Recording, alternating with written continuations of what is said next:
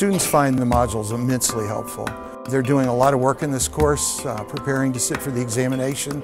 This is one of the big parts of that course, and they all come back afterwards saying how helpful the modules are to them passing the exam on the first try. I would definitely recommend the series. It was a really helpful way to study.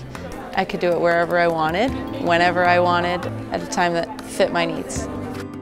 I think the CBA learning module should be built into the curriculum because they're so helpful in preparing for the exam.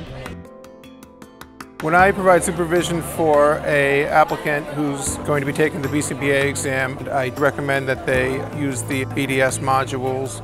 I used them when I was preparing for the exam, and they were very helpful. You can find out where your weaknesses are, where your strengths were, and spend time on those weaknesses in order to do better. The feature of the CBA modules that was most helpful to me was the ability to go back and see the correct answers to questions, and then to see the question again with the responses in a different order.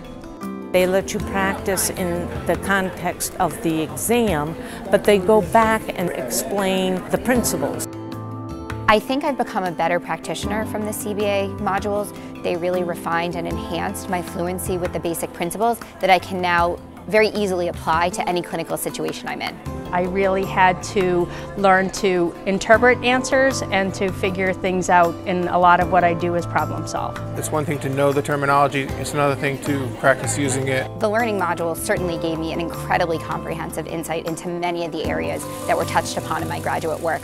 I often felt that the modules enhanced the learning I had done in the classroom. The CBA Learning Module Series helped me to best prepare for the exam in order to become a better practitioner, and I think it helped me to better understand some of the subjects I was learning at the time. I got the confidence through doing the modules. I was able to take the exam one time and able to pass on the first try. Both times with my BCABA and my BCBA, I passed the first time. I just really recommend using the modules to study for the exam.